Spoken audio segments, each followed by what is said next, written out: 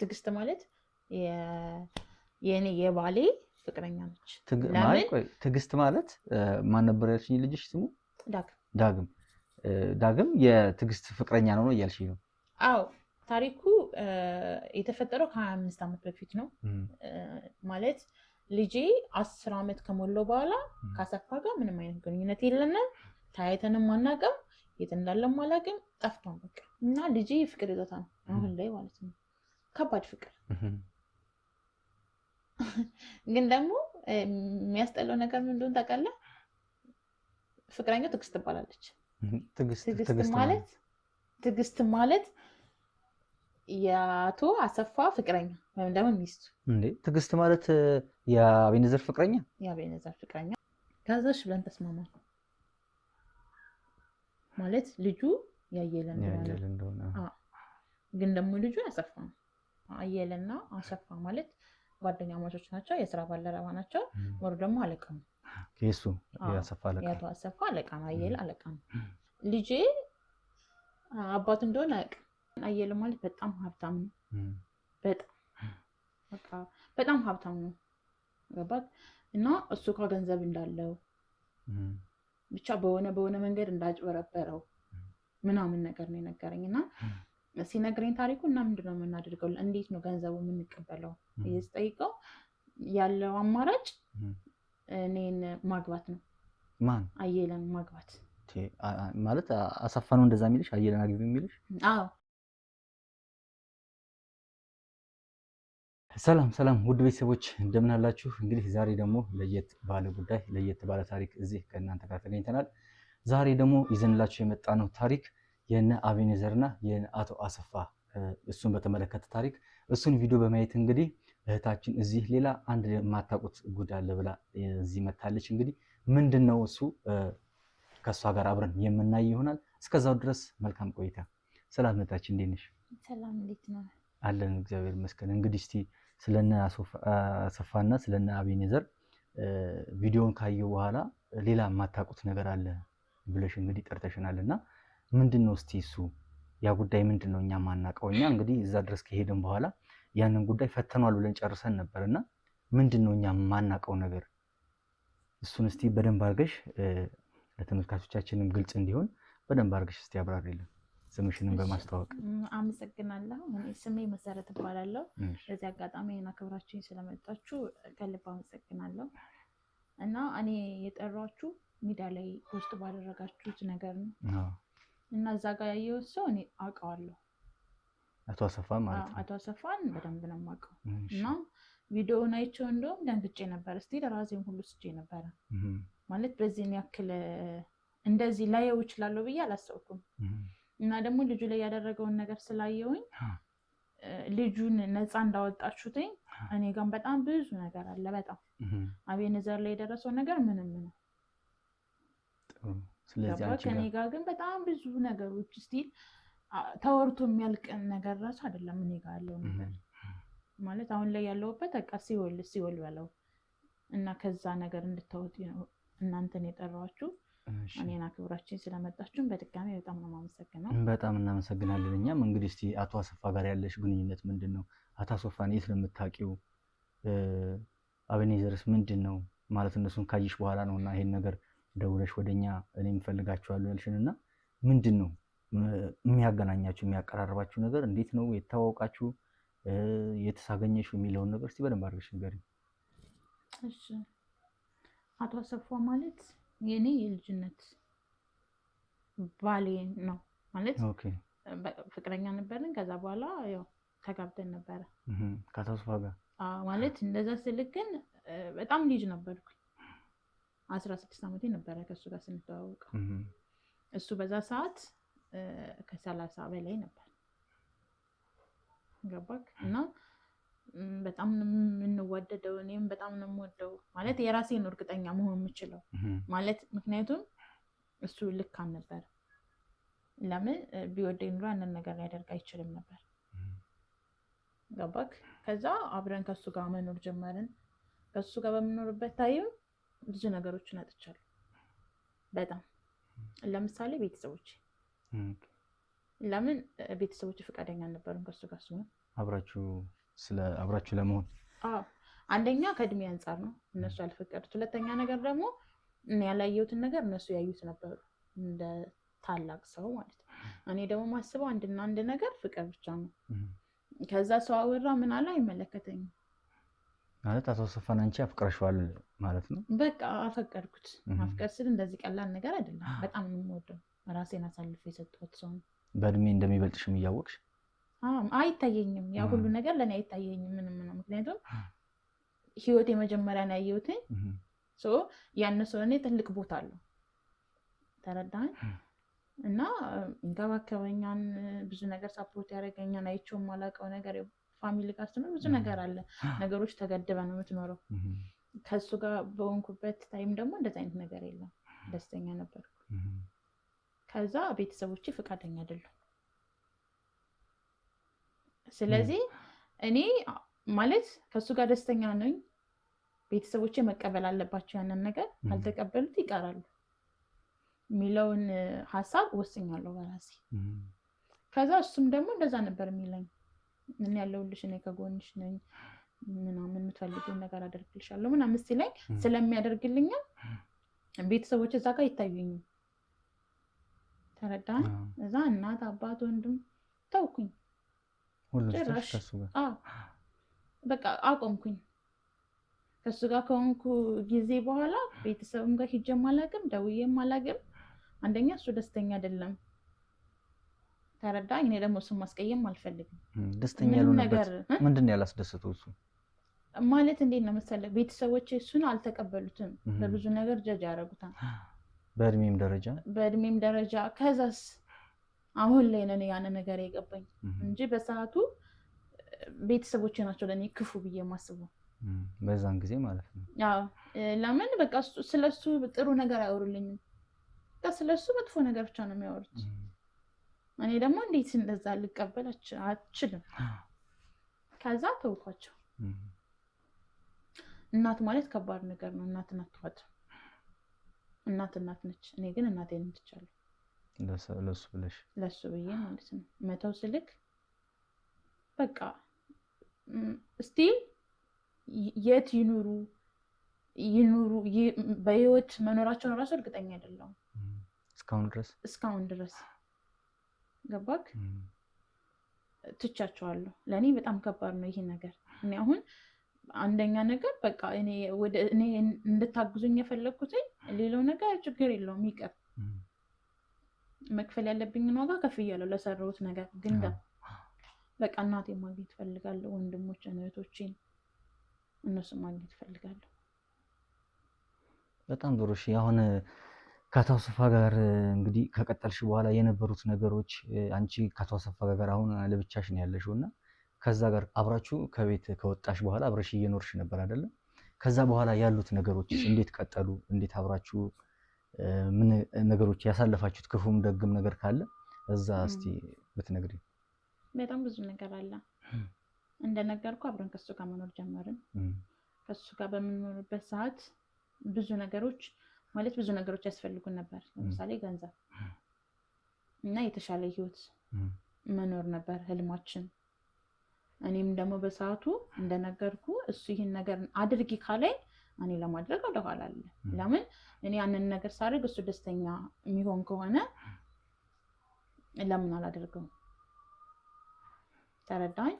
ከዛ አብረን እየኖርን ብቻ ትንሽ ጊዜ ቆየን በፍቅር በትዳርም እና ከዕለታት አንድ ቀን የእሱ ጓደኛ አለው የአቶ አሰፋ አየለ ይባላል። ማለት አየለ ነው የሚባለው ስሙ። ጓደኛው ነው፣ አለቃው ነው።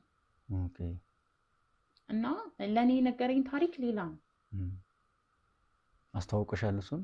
እሱን አስተዋውቆኛል። አየለ ማለት በጣም ሀብታም ነው። በጣም ሀብታም ነው። ገባት? እና እሱ ጋር ገንዘብ እንዳለው ብቻ በሆነ መንገድ እንዳጭበረበረው ምናምን ነገር ነው የነገረኝ። እና ሲነግረኝ ታሪኩ እና ምንድን ነው የምናደርገው፣ እንዴት ነው ገንዘቡ የምንቀበለው ስጠይቀው ያለው አማራጭ እኔን ማግባት ነው። ማን? አየለን ማግባት። ማለት አሰፋ ነው እንደዛ የሚልሽ አየለን አግቢ የሚልሽ? አዎ ግን ደግሞ ለኔ ነገረኝ ታሪክ እንደነገርኩኝ ያን ገንዘብ እንደወሰደበት ብዙ ነገሮችን እንደወሰደበት እና መበቀል እንደሚፈልግ ከኔ ጋር ከሆንኩኝ ነገሮችን በቀላሉ ማግኘት ይችላል እኔ አየለን ካገባሁት ማለት ነው። እሺ አልኩኝ። ምንም አላመነታውም። ከባድ ነው እኮ በጣም እኮ እንግዲህ አሳልፎ መስጠት ከባድ ነው። ሌላ ነገር እንዲፈጠር ይችላል። አዎ ግን ደግሞ እኔ በሰዓቱ ይሄ ከሱ ጋር አየለን አግብቶ መኖር ምናምን ሳይሆን እሱን ደስተኛ መሆኑ ነው ለኔ ዋናው። የእሱን ፍላጎት ለማሳካት ነው። እና ደግሞ ያው ህልምም ስላለን በዛ በመሀልም ደግሞ የአንድ ወር እርጉዝ ነበርኩ ያን ነገር ሲፈጠር ከሰፋ ጋር እርጉዝ ነበርኩ። ግን እርግዝናዬ ለማንም አልተናገርኩም። ለምን? አዎ አንደኛ እኔ ልጅ ነኝ። ገባ? ከነገርኩትኝ ይውረድ ነው የሚለው ልጅ።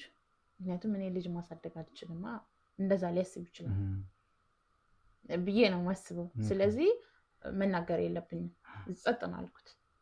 እሱ ቢያውቅ ምን የሚፈጠር ይመስል ነበር? ማለት ካወቀ ያስወርደዋና ልጁን ምንም ጥርጥር የለውም። ለምን እንደነገርኩ እኮ ነው። ከሱ ጋር እኮ ትንሽ ጊዜ ቆይተናል። ግን እንኳን 18 ዓመት ደግሞ ልጅ መውለድ ትንሽ ይከብዳል። ሲቀጥል ደግሞ ምንም አይነት ገንዘብ የለንም በሰዓቱ ማለት ማኖር ልጅ ማሳደግ የምችል ገንዘብ የለንም። እኔም ስራ የለኝም። እሱም ደግሞ ተሯሩጦ ለዕለት እንጀራ ነው የሚሆነው። ስለዚህ ልጁን አስወርጁ ነው የሚለኝ። ከዛ በላይ ደግሞ እኔ ልጅ ስለሆንኩ ልጅ ማሳደጋችኝ ብሎ ያስወርደዋል ከአንዳንድ። ግን ያንን ነገር ማስበው እኔ ነኝ እንጂ በሰዓቱ አይ ዶንት ኖ እሱ ምን ሊያስብ እንደሚችል በሰዓቱ ምንም አታውቂም። ከዛ ከሱ ጋር ካየለ ጋር ተጋባን። እየተጋባን ነው መንገድ ከሱ ጋር ሲሆን ገንዘቡን እንደሚያስመልስ ከዛ በኋላ ከሱ ጋር ይሄ የውሸት ትዳር እንደሆነ በቃ ውሉ ምናምን ፌክ እንደሆነ ምናምን ነገሮችን የማውቀው እኔ ነኝ። የነገረኝ ነገር እንደዛ ብሎ አሰፋ ማለት ነው። ከአየለ ጋር ግን ሪል ነበር የተጋባው። ከአየለን የእውነት ነው ያገባሽው? የእውነት ነው። እኔ ግን የማውቀው አንቺ ያንን የእሱ ጋር ያለው ብር ለማስመለስ ነው። አንቺ ሁለታችሁ ተነጋገራችሁት ዓላማ ማለት ነው። ብሩን ለማስመለስ ብቻ ነው እንጂ ሌላ ነገር እኔ ምንም የማውቀው ነገር የለም። ተረዳይ? ለምንም ብዬ አልጠይቅም። ይሄ ነገር ይሆናል እሺ ለማድረግ ያንን ነገር መንገድ መፈለግ እንጂ ለምንድን ነው እንደዚህ የሚሆነው ለምን የሚባል ጥያቄ የለም እኔ ጋር። ያው ስለምትወጂው ለሱ ብለሽም ቤተሰብ ጥለሽ መጥተሻልና አማራጭም የለኝም። እሺ እንግዲህ አንቺ ከሱ ጋር ይሄን የእውነት ጋብቻ ስትፈጽሚ ከሱ ጋር ይሄን ነገር ስታደርጉ ማለት ነው እንዴት ነበረ የተገናኛችሁት? ትውውቃችሁ እንዴት ነበረ? እንደነገርኩ ጓደኛው ነው። አየለና አሰፋ ማለት ጓደኛ ማቾች ናቸው። የስራ ባልደረባ ናቸው። ወር ደግሞ አለቃ ነው። ከሱ ያሰፋ አለቃ ያቶ አሰፋ አለቃ ነው። አየለ አለቃ ነው። በዛ መንገድ ያው ከኔ ጋር አንላይም አብረን ምናምን ነገር ነው። በዛ በመሀል ነው እኔን አወቀኝ። ከዛ ባወቀኝ ሰዓት አንደኛ ነገር እሱን ለመበቀል ይሁን አላውቅም፣ የኔን ህይወት ለማበላሸት ይሁን አላውቅም፣ ወይም ደግሞ አሰፋ በጣም ገንዘብ ወዳድ ስለሆነ እኔም ልጅ ስለነበርኩኝ ልጅነቴን ላይፌን ለማበላሸት ሆን ብሎ ያደረጉት ሴራ ነው የሚመስለኝ። እኔ ምን ናት ብሎ ነው ያስተዋወቀው? እንግዲህ አሁን እሱን ሲያስተዋወቅሽ እዛ ስራ ቦታ እሱ እዛ ይሰራልና ምናልባት አንቺ ከሱ ጋር ትሄጃለሽ እዛና ምን ናት ብሎ አስተዋወቀው? ነው በቃ ጓደኛው እንደሆንኩ ነው የሚያውቀው። ኖርማል እንደዚህ ጓደኛ በቃ ፍቅረኛው እንደሆንኩ ያውቃል። አንድ ቤትም እንደምንኖር ያውቃል። አየለ ግን ደግሞ እንዴት ነው ማለት አሁን ሰው ሁን እንደዛ ታደርጋለህ አታደርግም? ጓደኛ ሁኖ አብረ እየበላ አብረ እየጠጣ ከዛ በኋላ ማለት ያንኛው ሰው እሺ ያስብ። ግን እዚህ ጋር ባሌ ብለህ ህይወትህን አሳልፈህ የሰጠ ቤተሰቦችን የተውከው ሰው እንዴት አሳልፎ ሊሰጥ ይችላል? ለዛውም ሊሸጥ ይችላል። አቶ አሰፋ ማለት በጣም ከባድ ሰው ነው። ይሄ ነገር በሂደት እየመጣ ነው የገባሽ? አዎ በቃ ከቅርብ ጊዜ በኋላ ነው የገባኝ። ከዛሽ ብለን ወሰንን። ከሱ ጋር ተጋባን። ስንጋባ እንዳልኩ እኔ ፌክ እንደሆነ ነው የማውቀው፣ ግን ደግሞ ጋብቻው ሪል ነበር። ከዛ ግን በቃ ህይወትን ሀብዬ ነው እየተማርኩት ማለት ይቻላል የኖርኩት። በጣም ከባድ ነው። ማለት እዚህ ጋር ያወራኝ ነገር አለ እዛ ጋር የምኖረው ኑሮ ይለያያል። ተረዳኝ። እኔ እሱን አይደለም ሳላገኝ መዋል እንጃ ለአንድ ሰዓት እንኳን እንዲለየኝ አልፈልግም። ገባክ? እዛ ጋር ግን የማትወደው ሰው ጋር ምናምን ያለመድሽው ሰው ነው አለመድከው። ኢማጂን በዛ ላይ ደግሞ እኔ እርጉዝ ነኝ። ምን አይነት ስሜት እንደሚሰማ ማለት እሱ ስሜት የሚገባ ከዛ ቦታ ላይ ስትሆን ብቻ ነው። ስለነገርኩ ለሱም አልነገርሽውም ነበር? ለማንም አልተናገርኩም። ምክንያቱም ምርጫ የለኝም። ይሄን አስወርጅ እንደሚለኝ ስለማውቅ እኔ ደግሞ ከሱ ጋር ልጅ እንዲኖረኝ ነው የምፈልገው። ማለት በዛ ሰዓት ልጅ ጣሙን አላውቅም፣ ግን ደግሞ በቃ የሚወራ የምሰማው ነገር አለ። ልጅ ካለ ህይወት አሪፍ ይሆናል፣ ጠንካራ ትሆናላችሁ ነው የሚለው ነገር ስላለ፣ ስለዚህ የኛ ህይወትም አሪፍ ይሆናል፣ ቤተሰቦች እንደዚህ ያሉኝ ደስተኛ ይሆናሉ ምናምን የሚለውን ነገር ነው የማስበው እንጂ ችግር ይኖራል እና ይሄን ነገር አላስብም። ተረዳኝ። ከዛ በጣም ከበደኝ እና በድብቅ እንገናኛለን ከአሰፋ ጋር ማለት የምትገናኙት ለዛ ላሰባችሁለት ሀሳብ ነው? በቃ ውሸት ታሪክ ነው የሚነግረኝ። ትንሽ ጊዜ ጠብቄ እንደዚህ ነው የሚለኝ እንጂ ይሄ እንደዚህ ነው በቃ ግልጹን ቢነግረኝ እኮ ችግር የለውም። ማለት ያኔ መወሰን እችል ነበረ፣ ቤተሰቦች ጋር መመለስ እችል ነበረ። በሰዓቱ ቤተሰብ ነው አይጥልም፣ ግን ደግሞ አልነገረኝም። እሱ አታለኝ ማለት ነው።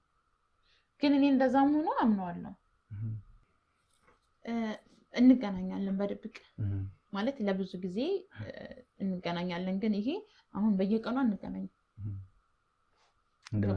ምክንያቱም እዚህ ጋር ባለ ትዳር ነኝ። ገባ? ከዚህ ሰውየው ደግሞ በጣም ከባድ ሰው ነው። ማየለ ማለት በጣም ኃይለኛ ሰው ነው። ማድረግ ያለበትን ነገር ያደርጋል። ለምንም ነገር አይጨነቅም። ስለዚህ ሊገለኝም ይችላል። ገባክ? ፍቅርና የሚባል ነገር የለም እሱ ጋር።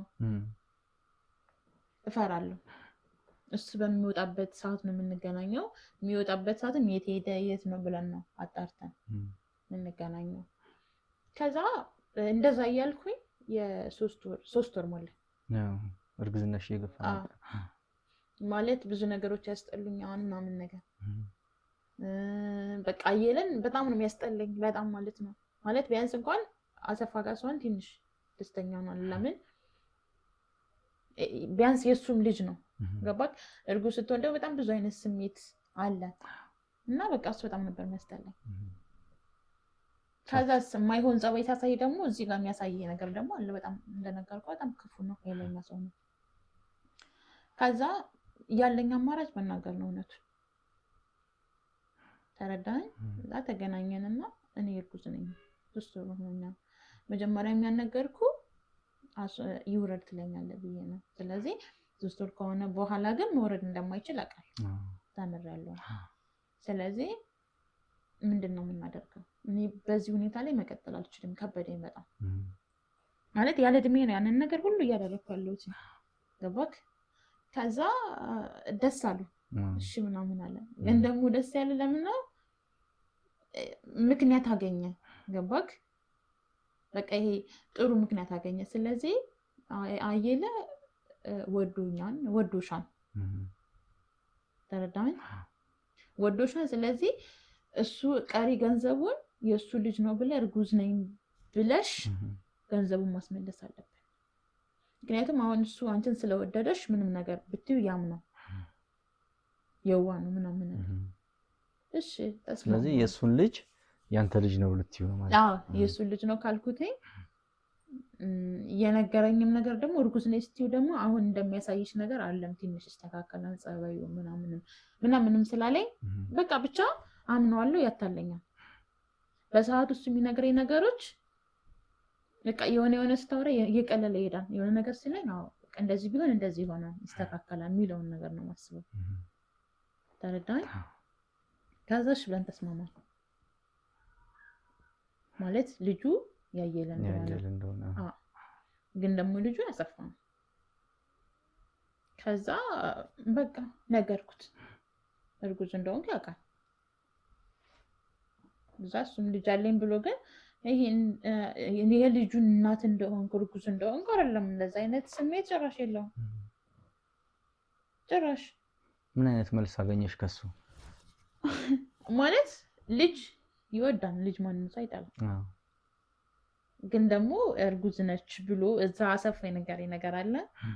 እዚህ ጋር ደግሞ እሱም ያሳየኝ ነገር የተለየ ነገር ነው ማለት ምንም የተሻለ ነገር የለም። በቃ ዋጭ ስቃዬ እንደቀጠለ ነው ማለት በቃ ምንም ነገር የተሻለ ነገር የለም። አረገዝኩም አላረገዝኩም ተመሳሳይ ህይወት ነው የምኖረው። ምንም ለውጥ የለም እሱ ጋር ምንም ለውጥ የለም። አንቺ እርጉዝ ነኝ ብለሽ ስትነግሪው እሱ ምንም አልተደሰተም፣ ደስ አላለውም። ፊቱ ላይ ስታይ ምንም የልጅ ፍላጎቱ ነገርኩህ እኮ ልጅ ማንም ሳይጠላ ማር እርጉዝ ነሽ ምናምን ደስ ይላል። በቃ እንደዚህ አይነት ስሜት አለኝ። ከዛ በኋላ ምንም ነገር ስቲል የሆነ ነገር አምሮኝ እንኳን አይደረግልኝም። ክትትል አድርጊ እንዲህ ሐኪም ቤት ምናምን አትሄዱም? ጭራሽ ከኔ ጋር ነው የሚሄደው እሱ። እየቀለድክ ነው እንዴ? እንደዛ አይነት ነገር የለም። ይሄ ልጅ ነው ስትይው አሁን እሱ ያንተ ልጅ ነው ብለሽው ገባሽ? ይሄን ያክል እንግዲህ ልጅ ፍላጎት ካለው ሊደሰት ይገባልና ትንሽ አንቺ እሱ ላይ ያን አላየሽም? አብረን እንሂድ ሐኪም ቤት ምናምን ክትትል አለኝ አላልሽም? ይኸውልህ እንደዛ የምታስበው አሁን ለምሳሌ አንተ ልትሆን ትችላለህ። ለምን ጭንቅላት ስላለህ ስለምታስብ ሰው ስለሆንክ ብቻ። እሱ ጋር ደግሞ እንደዚህ አይነት ጭንቅላት የለም። የሚያስበው በቃ እንዴት ነው ክፉ ነው፣ ሰውን እንዴት ልበቀል፣ ሰውን እንዴት መሞት አለበት ምናምን እንደዚህ አይነት ሀሳብ ነው የሚያስበው እንጂ እንዴት ነው አንተ እንደዚህ አይነት ሰው አንተን ትሪት ሊያደርግ የሚችለው? ጭራሽ ከኔ ጋር አብሮ ክትትል አይሄድም። ያንን ነገር የሚያደርገው ሰው የሆነ ሰው ብቻ ነው፣ ጭንቅላት ያለው ሰው ገባክ? በዛ ላይ ደግሞ እኮ ቢያንስ እንኳን ትልቅ ሰው ነው ገባክ? በእድሜ እንኳን ትልቅ ሰው ነው። ስለዚህ መረዳት ትችል ነበር። እኔ ግን ደግሞ እሱ ጋር እንደዚህ አይነት ነገር የለም። እሱ ጋር ብቻ አይደለም የልጅ አባት ጋርም እንደዚህ አይነት ነገር የለም። እሱም እንደዛ ክትትል አርጊ የለም። በቃ ነገር የተወሰኑ ቀኖች ነው የምንገናኘው ከሱ ጋር። ብንገናኝም እኔ ከሱ ጋር ጊዜ ለማሳለፍ እንጂ ክትትል ጋር መሄድ አልፈልግም። ማለት ልጁ ካሳሰበው ብዬ ነው ገባሽ? አንቺ ሩዞ ነሽ አሁን እዛ ያስገባሽ ቦታም አደጋ ነው። ላለማም ቢሆን ብትገቢ አንደኛ ደግሞ ነፍስ ጡር ነሽ። አንቺ ላይ የሚደርሰውን ነገር ምን እንደሆነ አይታወቅምና እሱም ከውጭ ሆኖ እንኳን ትንሽ ስለ ልጁ ካሳሰበው ብዬ ነው። ይኸውልህ እነሱ ለእነሱ እኔ ምንድን ነው የመሰለክ ካርታቸው ነው ማለት ይቻላል፣ መጫወቻቸው ነው ገባክ? ለእኔ ምንም አይነት ስሜት የላቸውም። ያም ሆነ ይህም ሆነ ለእኔ ምንም አይነት ቦታ የላቸውም ሁለቶች ገባክ? እኔ ጋር የሚፈልጉት አቶ አሰፋ ማለት እኔን የሸጠኝ ሰው ነው ገባክ? በገንዘብ ነው የሸጠኝ። ይህን ሳልነግርህ ስላለ ማለት ገንዘብ አለኝ ብሎ ነው አይደለ? እዛ እንትን ብትይ ገንዘብ አለኝ፣ ከሱ ጋር ገንዘብ የምቀበለው ነገር አለኝ፣ በዛ ብዙ ነገር አለ። ቤተሰቦች እኔ ስላለ ስለሚያስፈራራ ብቻ ለእኔ የማይሆን ታሪክ ነው የነገረኝ ገባ? ከአቶ አየለ ጋር ያወሩት ነገር ደግሞ ሌላ ነገር ነው።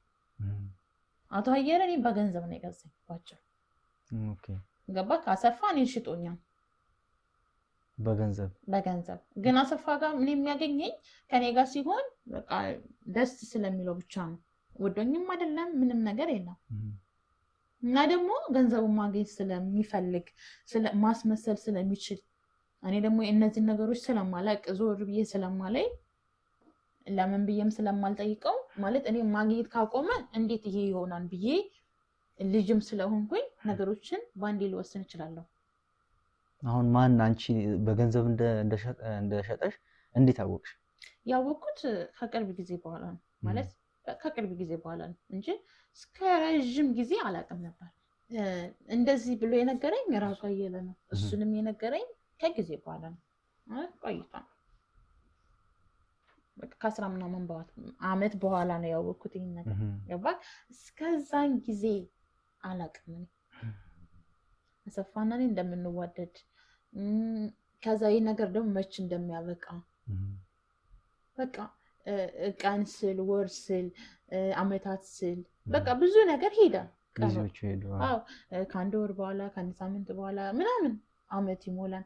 ከዛ ደግሞ አይ በቃ ይሄኛው አመት አልተስተካከለም ቀጣይ አመት ሊስተካከል ነው ምን የተባልኩኝ 10 አመት እንደቀለ ከአየለ ጋር ተጋብተን ግን ከአሰፋም ጋር እንገናኝ ነበር። አሰፋን የሚያገኘኝ ሚስጥሩን እንዳይወጣበት ነው። ተረዳኝ? ለምን እኔ ያንን ነገር ካወቅኩኝ እንዴት ልትሆን አችልም እችም ተሽጣህን ምናምን ነገር ማንም ሰው ቢሆን አረግም። ስለዚህ ነገሮችን ትቼ ወደ ቤተሰቦቼ ሄዳለሁ። ሌላ የምሄድበት ቦታ የለኝም። ቤተሰቦቼ ደግሞ ዝም ሊሉ አይችሉም። እሱን ዝም ሊሉት አይችሉም። ሊከሱት ይችላሉ። ገባ? እና ያንን ነገር ሚስጥሩ እንዳይወጣበት እኔን ያገኘኛል። ከዛስ እኔን ያታለኛል። በቃ እኔ ላይ ጥባጥቤ ነው የተጫወተብኝ ማለት ይቻላል። እና ከወለድኩ በኋላ ቢያንስ አየለ ትንሽ ተስተካከለ ማለት ለኔ አይደለም ለልጁ ሲወለድ የሆነ ስሜት አለው። ገባክ? እኔ ደግሞ መጀመሪያው ይሻለኝ ነበረ። ከወለድኩ በኋላ መውር ከበደኝ በጣም። አንደኛ ነገር ውሸት። ገባክ? ልጅ ነው ብዬ ማለት ጥፋተኛነት ስሜት ይሰማኛል፣ ግን ደግሞ ልክ ነኝም ብዬ አስባለሁ። ገባክ? እዚህ ጋር እኔ ሁሉ ዋጋ የምከፍለው ለፍቅራችን ነው፣ ልጃችን የተሻለ ህይወት እንዲኖረው ነው። ስለዚህ ልክ ነኝ ለራሴ እነግረዋለሁ። የሆነ ሳለ ደግሞ ልክ አይደለሽም የሐሳብሽን ጋጫል ሐሳቤ ይጋጫል። ልክ አይደለሽም። ለምን አሁን አየለ ለልጁ ትሪስ ያደረገው ሲንከባከበው ምናምን የሚሰማ ስሜት አለ። ልጁ አይደለም። ገባክ? ምንም ክፉ ቢሆን የሆነ ሰዓት ላይ ይጎዳል። ልጄ ነው ብለህ ተቀብለህ ከዛ ልጅ ሳይሆን ሲቀር ከብዳና እሱን ነገር ሳስብ ይከፋኛል። ከዛ አየለ ደግሞ እኔ ጋር የሚያደርሰው ነገር ደግሞ በጣም ከባድ ነው። እሱን ነገር ሳስብ ደግሞ ልክ ነኝ። ይሄ ላየለ ምንም ነው ከዚህ በላይ ይገባዋል ብዬ አስባለሁ። እንደ ልጁ አድርጎ ስለተቀበለ እንደ ልጁ አድርጎ ስለተቀበለ እኔን ማለት መጀመሪያ እኔን መንከባከብ ያለበት ተረዳኸኝ? ከልጅ በፊት እኔን ነው የሚያገኝ። ስለዚህ እኔን ነው መንከባከብ ያለበት እሱ። ግን ደግሞ ይሄ እንክብካቤ የሚባለው ነገር ይናፍቃል። የለም ጭራሽ አላውቀውም። ሲጀመር የማውቀውም ፊልም ላይ ነው እንደዚህ አይነት ነገር። አንደኛ ነገር ከቤት አልወጣም ከወለድኩ በኋላ መጀመሪያም እያለሁ ከሱ ጋር እያለንም ሳልወልድ በፊት በድብቅ አንድና አንድ ማገኘው አሰፋን ብቻ ነው። ከሱ ጋርም ተገናኘን፣ ቤት ነው። ከዛ በኋላ ወደ ቤት ነው የምመለሰው። ይሄ የውጭ ላይፍ ጭራሽ አላውቅም። እሺ እንግዲህ ከአቶ አሰፋ ጋር በዛው በመነጋገር ልጅ ያልሆነው ደግሞ ለአቶ አየለ ልጅህ ነው ብለሽ ሰጥተሻል። አንቺም እዚህ ጋር ያደረግሽው ነገር አለ። ሁለተኛ ነገር ይሄ ልጅህ አይደለም ብለሽ ሰጥተሻል። አቶ አሰፋም እዚህ ጋር በድብቅ ትገናኛለሽ እና ይሄ ልጅ ከተወለደ በኋላስ አሁንም ከአቶ አሰፋ ጋር ትገናኛለሽ? አቶ አሰፋ ጋር ማለት ከ10 ዓመት በኋላ የለም ሲጀመር ጠፍቷል። የምን 10 ዓመት ማለት ከ10 ዓመት በኋላ የለም እሱ ጠፍቷል። ምክንያቱም እኔ እናንተ አሁን እኮ አሰፋን ሚዲያ ላይ ስላየሁት ብቻ ነው ደንግጬ ቅድም ነገር ያለው መጀመሪያ ላይ ራሴን ሁሉ ስቼ ነበረ። ለምን ከ10 ዓመት በኋላ ጭራሽ አይቼው አላውቅም። ገባካ? እና ነገሮቹ የተገለጹልኝ ከዛ በኋላ ነው። ከዛ በፊት ግን እኮ ብዙ ነገር ይደረግብኝ ነበረ፣ ግን አላውቅም። ምንድነው የሚደረግ? ለምን አሁን አየለ የሚያደርግብኝ ነገር በጣም ብዙ ነገር አለ። ገባክ? አይታየኝም። ለምን እዚህ ጋር የመጣሁበት ምክንያት አለኝ፣ አላማ አለኝ። ስለዚህ እንደዚህ ብዬ ስነግር አሰፋ እንደዚህ ነው ታዩ፣ እኛ እኮ በቃ አላማችን እስከምንጨርስ ድረስ መታገስ አለብሽ። ምን 10 ዓመት ማለት ለምሳሌ ከ2008 እስከ 2018 ድረስ ማለት ነው ወይስ 10 ዓመት ሙሉ ምንድን ነበር? ይኸውልህ አሁን ከሱ ጋር ከባሌ ጋር ባሌ ልበለው ከአሰፋ ጋር ታሪኩ የተፈጠረው ከ25 ዓመት በፊት ነው። ማለት ልጄ 10 ዓመት ከሞላው በኋላ ከአሰፋ ጋር ምንም አይነት ግንኙነት የለንም፣ ታይተንም አናውቅም፣ የት እንዳለም አላውቅም፣ ጠፍቷን በቃ ገባክ? ከዛ በኋላ 15 ዓመት ሙሉ አላውቅም። ማለት ልጄ ዳግም ይባላል። እሺ አሁን የተወለደው ልጅ ዳግም ይባላል አድጓል ማለት ነው። ለሱ ነው የምኖረው ማለት ይቻላል። ገባክ? በቃ 15 ዓመት ሞልቷል። 15 ዓመት ሙሉ እኔ አሰፋን አይቼው አላውቅም። ብቻዬን ነው የማለቅሰው ምናምን ነገር። ከዛ ነው እኔ በአጋጣሚ ራሱ ሚዲያ ላይ ያየሁት እና ደነገጥኩኝ። አይኔን አላመንኩትም። ደጋግሜ ነው ያየሁት ምናምን ነገርና በጣም ከባድ ነበረ ባየሁበት ሰዓት ማለት ነው። ትንሽ ከብዶኝ ነበረ እና 15 ዓመት ሙሉ ጠፍቶ እኔ እንደውም በህይወት ያለ አይመስለኝም። ገባካ?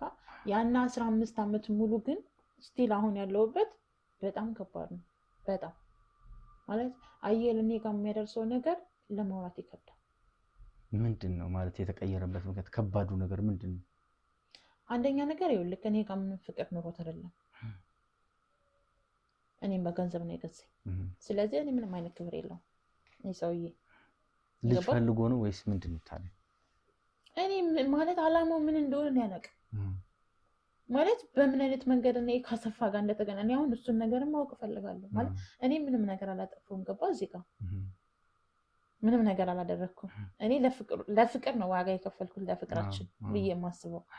ይሄ ሁሉ ነገር ግን እኔ ምንም ማውቀው ታሪክ የለም። ለምን እንዴት ምንም ማታውቅ ሴት ይሄን ያክል ነገር ሊደረግባት ይችላል? እኔ ለዚህ ነገር መልስ እፈልጋለሁ ከሁለቶችም ማለት ነው። ግን አየደን አሁን እዚህ ጋር አንተን እንደማወራ እንደዚህ ብዬ ላወራው አልችልም። በጣም ትፈሪዋለሽ? መፍራት ብቻ ነው እንዴ? ለምሳሌ ማለት ነው ልብስ 2 ልብስ ነው አለ። ገባህ? እቺ ልብስ ነች። እችንም አሁን ነው ማለት እናንተ ስትመጡ ብዬ አምጥቼ የለበስኳት እና አንዲት ቢጃማ አለች። አንዲት ቢጃማ፣ ሌላው ልብሴ ተቃጥሏል። ምንም አይነት ነገር የለኝም። ለምን አቃጠለው አላውቅም። እኔ ይሄን ነገር እኔ ማለት ጥፋት አለብኝ፣ እኔም ጥፋተኛ ነኝ። ግን ደግሞ በዚህ ያክል ልቀጣ አልችልም። ማለት አወቀብሽ ነው ወይስ በምን ምክንያት ነው እንደዚህ ይሄን ያክል ልብስ እስከማቃጠል ደረጃ የደረሰው? ይኸውልህ ነገርኩህ እኮ መጀመሪያም ካየለ ጋርም እኮ ትዳር ስንመሰርት ብዙ ነገር ይደርስብኝ ነበር። በጣም ብዙ ነገር የጀመራችሁ ጊዜ የጀመርነን ጊዜ ግን ደግሞ እኔ ማስበው የእሱን ተንኮል አይደለም ለዚህ ለሚሰራው ነገር የሆነ ሰዓት ላይ ዋጋ እንደምናስከፍለው ከልጅ አባት ጋር ሆነን ገባክ? እኔ እዚህ ጋር የመጣሁት ለዓላማ ብቻ ነው። ስለዚህ ምንም ነገር ቢሆን ምንም ነው። አዎ እኔ ትቼው ሄዳለሁ የሚል ነገር ሀሳብ ውስጥሽ ስላለ ብዙ ነገሮችን ችያለሁ። ከዛ በኋላ ግን እሱ ጥሎኝ ከሄደ በኋላ ግን ሌላ ሁለተኛ ሲሆን ገባክ? በጣም ከባድ ነው። ያመንከው ሰው ሲከዳክ እዚህ ጋር ማይሆን ታሪክ አለክ፣ እዛ ደግሞ እዚህ የሚያስቃይ ሰው አለ። ይሄ ስቃይ ስልክ ዝም ብሎ ስቃይ አይደለም፣ በጣም ከባድ ስቃይ ገባክ? ልብስ እንኳን የሌለኝ ሰው ነኝ። ሌላውን ተሆነ አንዲት ቢጃማ አለች እና ለኔ ያንን ነገር በጣም ከባድ ነው። ከዛ በላይ የሚያመው ነገር ምን እንደሆነ ታውቃለህ? ሴት ይዞ ይመጣል። አንቺ ላይ እኔ ላይ ለኔ አይደለም ይሄ ክብር ሰው ስለሆንክ በሰውነቱ የምታከብረው ሰው አለ። ያን ነገር እንኳን ለኔ እኔ ጋር የለም። በቃ እንደ ዝንብ ነው ዝንብ ፊት ላይ ትጥላት አለ፣ እንደዚህ ተወረውራት አለ። እንደዚህ ገባክ? በጣም ከባድ ነው። ከዛ ሴት ይዞ መጡ። እኔ ሰራተኛ ነኝ፣ ሰራተኛም ይበዛብኛል። እንደዚህ ታዲያ ይሄ ሁሉ እንደዚህ ችግር ውስጥ ገባሽ፣ ይሄ ሁሉ ስቃይ እየመጣ ከዛ ለመውጣት አላሰብሽም? ወደ ቤተሰብ ለመሄድ አላሰብሽም?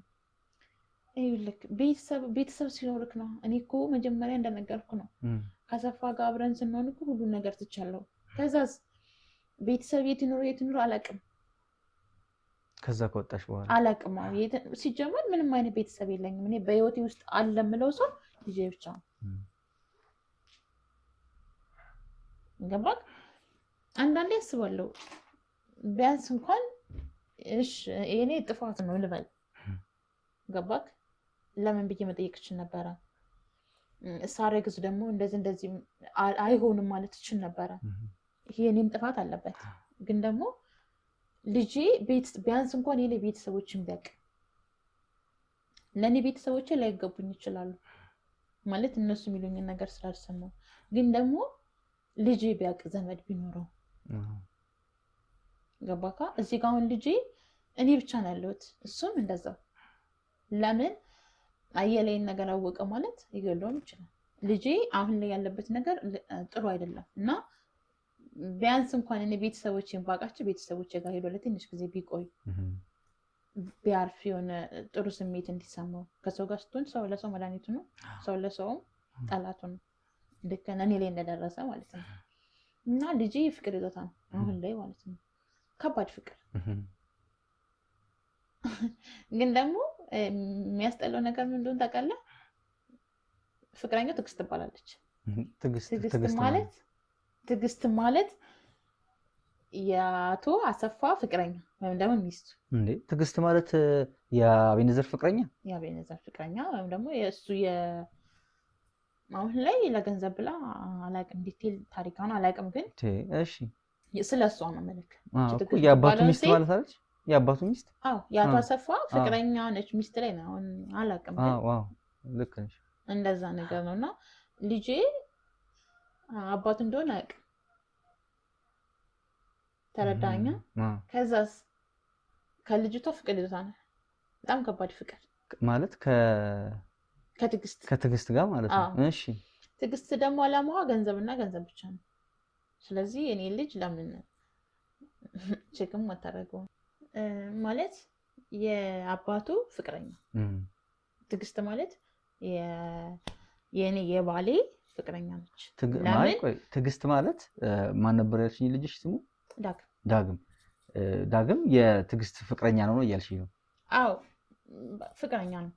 ምንም አይነት ነገር አልጀመሩም፣ ግን ደግሞ ይወዳታል። እኔ የማውቀው ምን መሰለሽ፣ እኔ በትዕግስት አቤል የሚባል ፍቅረኛ እንዳላት ከአቤል ጋር በስልክ ሲያወሩ ሲገናኙ በክትትል አድርገን ሁሉ ነገር የደረስንበት ነገር ነበረ እና አሁን ልጅሽ ዳግም የእሷ ፍቅረኛ ነው እያልሽኝ ነው? እኔ ደግሞ ሚስቱ መሆኑን የማውቀው አሰፋ ነበር። ግን በመሀል ላይ ደግሞ ይሄ የነሱ ግንኙነት ስንደርስበት አቤል የሚባል ፍቅረኛ እንዳላት በውጭ በኩል እሱ እንደምታገኝ ሌላ ሴራ ስታሴር እንደነበር ነው የደረስንበት። ማለት እንዴት ነው መሰለህ፣ አሁን እኔ እዚህ ጋር የጠራኋችሁ ለራሴን ብቻ ሳይሆን ሰዎችም ነፃ እንዲወጡ ፈልጋለሁ። ማለት እኔ እንዳጠፋሁት ሌላ ሰው እንዲያጠፋ አልፈልግም። ገባ? አቤል ማለት እኔ በደንብ ታሪኩን አውቃለሁ። ከፈልክ አቤል ጋር ይዤ ልሄድ እችላለሁ።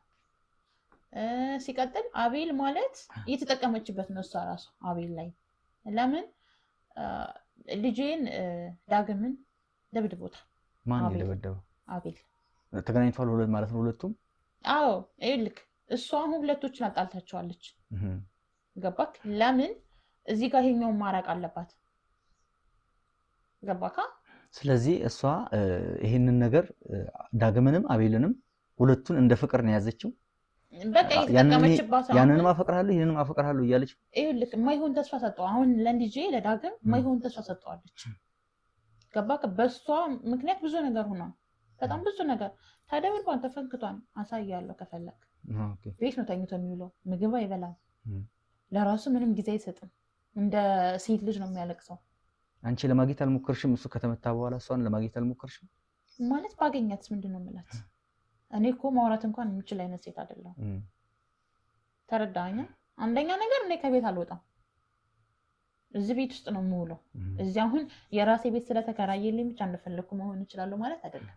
ለምን እዚህ ቤት ራሱ እኔን ያመጣኝ እሱ ሚስት ስላገባ ነው ማለት ሌላ ተዳሪቷ ገባ። ይሄን ነገር ያደረገው ለዳግም ብሎ ነው። አንቺን ለብቻው እኔ ፈልጎ አይደለም። እሺ ማለት ዳግም ለቃለ ልጁ ብሎ ነው ዳግም ብሎ ያወጣለት ባይዘው ይሰማሰም። እኔ እንደውም ዳግም እንዲሆን አልፈለኩም፣ ማስረሻ ነበር ማለት ይፈልጋል።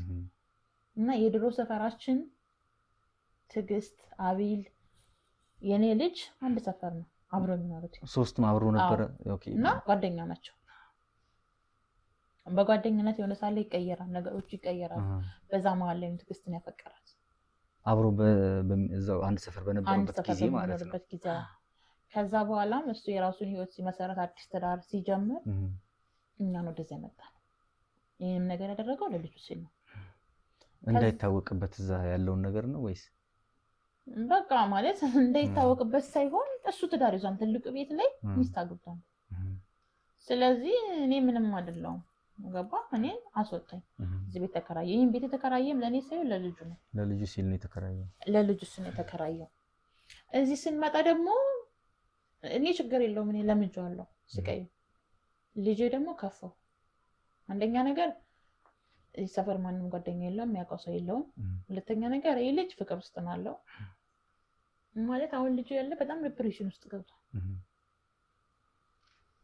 አንደኛ ነገር እንደነገርኩኝ እሱ አልፈልግም ብላ ጓደኛው መርጣ ሄዳለች። ያን ጓደኛውም አቤልም ጋርም እየተጠቀመችበት ነው እንጂ ከሱ ምንም ነገር ፈልገው አይደለም። እቺ ልጅ የምትፈልገው ፖይንቷ ገንዘብና ገንዘብ ብቻ ነው። ሶ አቤልንም አላማዋን አደረገችው። ገባካ? ማለት ሁሉን ነገር ታዩታላችሁ ቀስ ብላችሁ። አሁን እንደዚህ የምነግርህን ነገር ላታምነኝ ትችላለህ፣ ግን የሚታይ ነገር ነው። ተረዳኝ? እና እዚህ ቤት ውስጥ ብዙ ነገር ይፈጠራል። በጣም ብዙ ነገር። አንደኛ የሱ ነገር አለ፣ ሁለተኛ ደግሞ መጦ አየለ የሚያሰቃየን ስቃይ አለ። ይደበድብሻል ወይስ ምንድነው? በቃ ይማታል። ታዩታላችሁ ሁሉንም ነገር። ማለት እንዳየሁት ከሆነ ቪዲዮአችሁ ላይ ድብቅ ካሜራ አድርጋችሁ ምናምን ነገር መከታተል ትችላላችሁ። አዎ ክትትል እናደርጋለን። ያው ካንቺ ጋር ተስማምተን ማድረግ ትችላላችሁ። ለምን ምንም ነገር ከእናንተ የሚደበቅ ነገር የለም። ሁሉ ሚስጥር ማወራችሁ። እኔ ህይወቴን መኖር እፈልጋለሁ። ከዚህ በኋላ ለልጄ መኖር እፈልጋለሁ። እናት መሆን እችላለሁ። ከዛስ ቤተሰቦችን ማግኘት እፈልጋለሁ። ልጄንም አያቶቹ ጋር አክስቶቹ ጋር ማስተዋወቅ እፈልጋለሁ። እኔም እህትና ወንድም ያስፈልገኛል። እዚህ ቤት ውስጥ ታፍኜ ነው የምውለው። አንዳንዴ እሱ ካልመጣ ጾማችን ራሱ ልንውል እንችላለን። ምክንያቱም የኛ ነፍስ በሱ እጅ ናለች። ገባካ? ማለት ሁሉንም ነገር ታያለህ። ከዚህ ምንም የሚደበቅ ነገር የለም። አልጋው የዚህ ነው፣ መኝታችን ቤቷችን ነች። እዚህ ቤት ውስጥ ያለው እቃ ይኸው ማለት የድሮ እቃዎች ናቸው። ገባክ? ሌላ ምንም ነገር የለም። ይሄ የማይረባ እቃ ነው የምታስቀምጥ የሚሄድ ማለት ምንም አይፈለግ ነገር። ተረዳኸኝ? እና አሁን ያለውበት ነገር በጣም ያስጠላል። እኔ ችግር የለውም፣ ግን ልጄ በጣም እየተጎዳ ነው ከማንም እና ከምንም በላይ።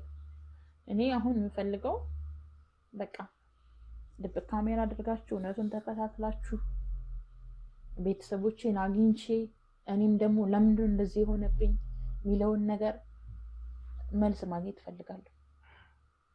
አሰፋ እንዴት በዚህ እኔ ላይ እንዴት እንደዚህ ሊያደርግ ይችላል? ማለት እወደዋለሁ። ገባካ?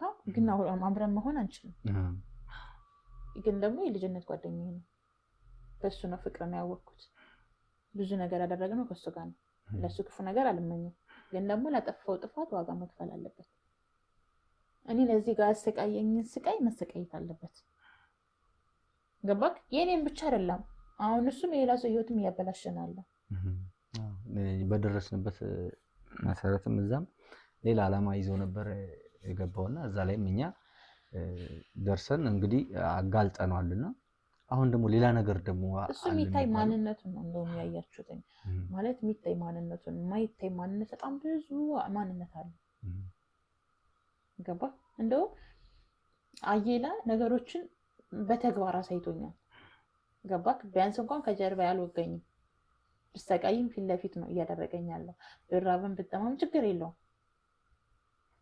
ግን ደግሞ ልክ እንደ ወዳጅ እንደሚወድክ አብሮ ከጎን አለው ብሎ ከኋላ የሚወጋ ሰው በጣም ከባድ ነው። ገባክ? እያመንከው የሚከዳ ሰው ያማ ግን እኮ ክፉ። አሁን ለምሳሌ አየለ ለኔ በጣም ክፉ ጨካኝ ሰው ነው፣ ግን ደግሞ በተግባር ነው ያሳየኝ ክፋቱ። አሰፋ ግን እንደዛ አይደለም ያደረገኝ፣ ከኋላ ነው የወገኝ። ገባክ? ለዚህ ነገርም መንስኤው እሱ ነው። እዚህ ችግር ውስጥ እንድገባ ያደረገኝ እሱ ነው። እሱ ከኔ ገንዘብን አስበልጧል። እኔ ደግሞ እሱን ከቤተሰቦች ትቼ እሱን ብዬ ሂጄ ነበረ። ገባክ? እሱን መርጬ ነበር። እሱ ግን ገንዘብን ነው የመረጠ። አንቺን ሽጦሽ ነው። እኔን ሽጦኛል። ከመሸጥ በላይ አሰቃይቶኛል። ይህ ሁሉ ግፍ እንዲደርስብኝ ያደረገ እሱ ነው። ከዛስ ልጅ እንዳለው እያወቀ ለልጁ እንኳን ትንሽ ርህራሄ የሌለው ሰው ነው። ገባክ? ቢያንስ እንኳን አየለ ልጅ አለኝ ብሎ ቤት ተከራይቶና እዚህ ቤትም ውስጥ እየኖርን ነው። ቢያንስ እንኳን ጎዳና ላይ አልወደቅኩም። ማለት እንዴት ነው አንድ ሰው ልጅ እየኖረው ማለት ልጅ አለኝ ብለህ ነግረኸው ቢያንስ እንኳን እሺ። ብዙ ጊዜ ወንዶች ልጃቸው አትቀበሉ። ግን ደግሞ ምንም ቢሆን የሆነ ጊዜ ላይ የሆነ ስሜት ሊሰማ ይገባል። ገባክ? ለምሳሌ ዛሬ የምትኖረውን ህይወት ነገ ላትኖር ትችላለህ። ዛሬ ጥፋት አጥፍተሃል፣ ግን ነገ ትማራለህ። ገባ? እንደውም ዛሬ ጥፋት ባጠፋው ጥፋት ይቆጫል። ለምንድነው እንደዛ አደረኩት? ቢያንስ እሱ በጣም ትልቅ ሰው ነው። 15 ዓመት ማለት የአንድ ሰው እድሜ ነው። በቃ የልጅ እድሜ ነው ማለት ይቻላል። በዛ እድሜ ውስጥ እንዴት ነው እሱ ያልተማረው? እንዴት ነው ትንሽ እንኳን ለእኔ ችግር የለውም እኮ ግን ልጅ ብሎ እንዴት ነው አልፈለገው? ገባክ? በዚህ አየለ ጥሩ ሰው ነው ማለት ይቻላል። ምክንያቱም ካሰፋ አንፃር ያው ልጅ ያልሆነውን ስላሳደገ አምኖ ተቀብሏል። ጎዳና ላይ አልወደቅኩም። እኔ እንደዛ ቢያስተቃየኝም ለልጁ ጥሩ ነገር ነው፣ አስተምሮታል። በብዙ ነገር ሰፖርት ያደርገዋል። ስራም ማስቀጥሮት ነበር፣ ግን መስራት አልቻለም፣ ተው። ምክንያቱም ያው አስተዳደጉም ልክ አይደለም። የልጅን 10 ዓመት ሙሉ ስንገናኝ ልጅን ግቢ ውስጥ ነው ትቼ የምሄደው። ገባ? ከዛ ልጅ ለሰው ሰጥቼ ከፈለኩ ማስተኝቼ ነው የምሄደው። ለምን? እሱን ስለምወድ። ገባካ? እና በዛ ምክንያት ልጅ እንደዚህ እንዲሆን ያደረኩት እኔ ነኝ። ለምን? አንደኛ ልጅ ነኝ እኔ። ገባክ? ደስታ ነው እኔ የምፈልገው። ወልጃለሁ ልጅ። ግን ደግሞ እዛ አሰፋ ጋር ስሆን የሚሰማኝ ስሜት ሌላ ስሜት ነው። ስለዚህ ያንን ስሜት ማውጣት ስለማልፈልግ ትቼው እሄድ ነበር። አራስ ልጅ ማለት ነው። ገባክ? በዛ መንገድ ልጅን ጎድቻለሁ። እናት መሆን አልቻልኩለት ማለት መውለድ ብቻ በቂ አይደለም። እናት መሆን አለበት። ለዛ ነገር ተጠያቂ ነኝ። ግን ደግሞ አየለ ግን አስተምሮታል። እዚህ ደረጃ ላይ እንድደርስ ያደረገው እሱ ነው። ገባክ? ብዙ ነገር እንዲያውቅ ያደረገውም እሱ ነው። እኔም ቢያሰቃየኝ ነው። አሰፋ ግን ልጅ መሆኑን እያወቀ እኔ ለሱ ብዬ ያንን ሁሉ ዋጋ ከፍዬ ቢያንስ እንኳን የሆነ ቀን ጸጽቶት ይቅርታ ይጠይቀኝ፣ ችግር የለውም። ግን ልጅ ብሎ ቢው ምን ችግር አለው? ያው እርጉዝ መሆንሽን እየነገርሽው ነበር። ይሄ 3 ወር ማለት ከባድ ነው። እዛ ላይ ደግሞ በጣም ተቀያየረ ነበር ማለት ይቻላል። ማለት ይከብዳል ትንሽ። በዛ አንፃር እያወቀ በሰዓቱ ችግር የለውም እሺ ማለት ያው ገንዘብ አታሉት ምናምን ይባል። ግን ከዛ በኋላ ህይወቱ ቀየራና ሰው ልጅ የሆነ ሰዓት ላይ ቀየራ እና እንደዛ ሲሆን ለምን መጡ እንኳን ልጁን አላየ ያውቃል። ለምሳሌ ቤተሰቦችን እያንዳንዱን ያውቃል። ገባክ? እህት ወንድሞችን ያውቃል። ከእህት ወንድሞች አልፎ ሌላ ፋሚሊ በዙሪያችን ያለው ቤተሰቦች አክስት አጎት በደንብ ያውቃቸዋል። ቢያንስ እንኳን የኔን አድራሻ ቢጠፋውና ማወቅ ባይችል ቤተሰቦቼ ጋር መሄድ ይችል ነበር። እቺ ልጅ የተደረሰች ገባክ? በእኔ ምክንያት እንደዚህ የሆነችው ብሎ ቤተሰቦቼ ጋር ሄዶ እንኳን የሆነ ነገር ቢል እርግጠኛ ነኝ አሁን ቤተሰቦቼ በህይወት እንዳለ አያውቁም። ማለት ልጅነት በህይወት እየኖርኩኝ 25 ማለት ከባድ ነው። ረጅም ዓመት ነው። በጣም ረጅም ዓመት ነው። ስለዚህ በህይወት አለች የሚለኝ ሰው አይኖርም። እኔን ማለት ነው። ማለት እንደሞትኩ ነው የሚያውቁት የሚሆነው። ተስፋ ይሄንም ደግሞ የማይሆን ታሪክም ተነግሯቸው ሊሆን ይችላል። አላውቅም ማለት ይሄ ታውቃለህ። ገባክ? እና ይሄ ሰው መቀጣት አለበት። እና አየለም አይቀጣ እያልኩ አይደለም፣ መቀጣት አለበት። ግን እኔ አሁን የምፈልገው ማንም ሰው ጥፋተኛ ነው ይሄ እንደዚህ ይሁን ይሄ እስር ቤት ይታሰር ምናምን እኔ ማለት አልችልም። ለምን የራሴን ጥፋተኛ ነው? ገባክ? እኔ አሁን ከዚህ ህይወት መውጣት ነው የምፈልገው። ሌላ ህይወት መኖር ነው የምፈልገው። ሌላ አዲስ ማንነት መኖር እፈልጋለሁ። ማለት ራሴን ችዬ መኖር፣ ራሴ በሰላም ወጥቼ ገብቼ በቃ ሰላም ያለው ህይወት አለ አይደል? ያንን ህይወት እናፍቃለሁ። ገባክ? እኔ አሁን እናንተ ብዙ ነገር ታረጋላችሁ። ገባ? ሰው ለተቸገረም ሰው ይሄኛውን ቪዲዮ ብቻ ሳይሆን ሌላ ቪዲዮዎችም አይቻልም። ስለዚህ ለነዛ ሰዎች የደረሳችሁ ምንም ድረሱልኝ። ማለት የኔ ታሪክ ከማንም እና ከምንም በላይ በጣም ከባድ ታሪክ ነው። ገባክ? በህይወቱ በዚህ ምድር ላይ ያለ ሰው እንደኔ የተጨነቀና ያዘነ ሰው ይኖራል ብዬ አላስብም። ማለት የሰው ልጅ ቢያንስ እንኳን በአንድ አመት ውስጥ 1 ወር 2 ወር ታዝን ትችላለህ በአንድ አመት ውስጥ። እኔ ግን 1 አመቷን ሙሉ 1 ቀን እንኳን አይዘለኝም። ሁሌም እንዳለቀስ፣ ሁሌም እንደተደበደብ፣ ሁሌም ማይሆን ጫና እንደተደረገብኝ ነው። ገባካ? እና እኔ በጣም እኔ እንጃ ከዚህ ህይወት መውጣት ነው የምፈልገው። በቃ ማለት ልብ ካሜራ አድርጎ ሁሉንም ነገር ተከታተሉ። ከዛ ምን ያለውን ነገር ማንነት እናገራለሁ። ልጁ እንዳልሆነ መናገር እችላለሁ። ምክንያቱም ከዚህ በላይ ማዋሸት አልፈልግም። እነሱን አለም እየዋሸሁ ያለሁት ራሴን ነው እየዋሸሁ ያለሁት። መጀመሪያ ምን አለ ያኔ ድሮ ብናገር። አሁን ለመናገር በጣም ከባድ ነው። ለምን ጊዜ ረፍቷል። ገባክ? አሁን ልጅ የራሱ የሚሰማው ስሜት አላውቅም። ምክንያቱም እናት በዚህ ያክል ልትዋሽ አትችልም። ገባክ? በጣም ከባድ ነው። ግን ደግሞ ያንን ነገር ለመጋፈጥ ዝግጁ ነኝ። ለምን ሁሌም ጨለማ ውስጥ መኖር አልፈልግም። ስለዚህ እኔ በፈጣሪ ስም ጠይቃችሁ እኔ ነፃ እንድታወጡ ብቻ።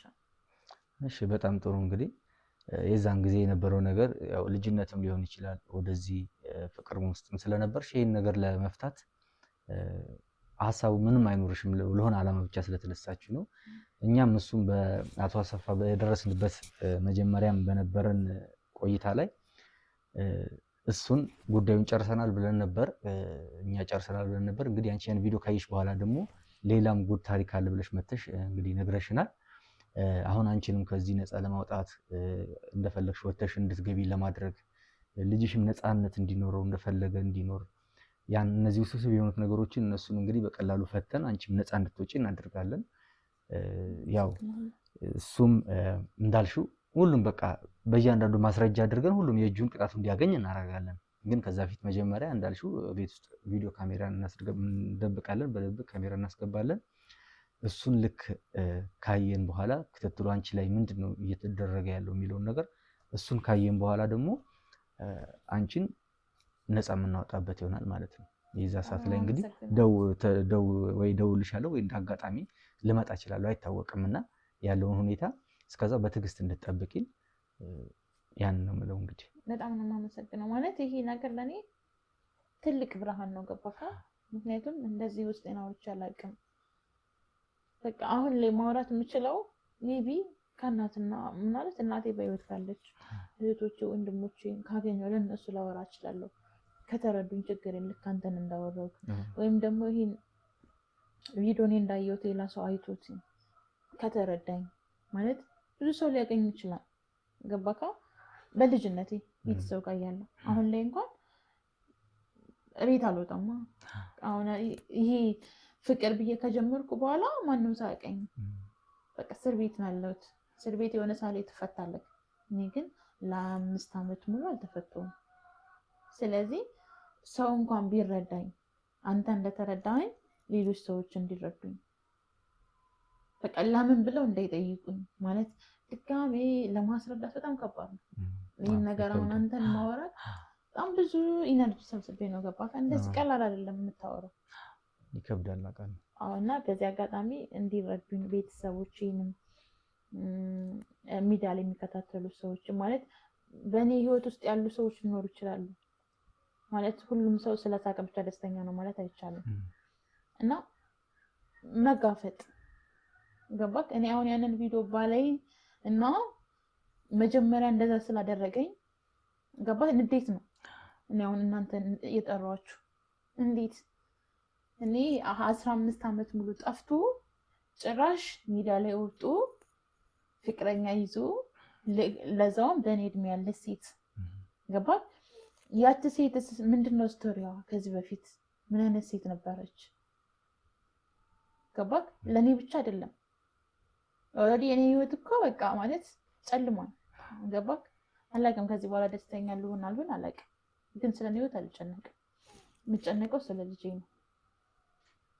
ከዛ በላይ ደግሞ ልጅ የሚያፈቅራት ልጅ ከአባቱ ጋር ነው ያለችው። ገባክ? እና ይሄን ነገር ለዚህ ነገርም መቀጣት አለበት እሱ። ገባክ? ቢያንስ ትልቅ ሰው ነው በጣም አይተኸዋል አንተ፣ ትልቅ ሰው ነው። ስለዚህ በዚህ እድሜው እንዴት ነው ገና የወጣት ሰዎችን ህይወት የሚያበላሽ?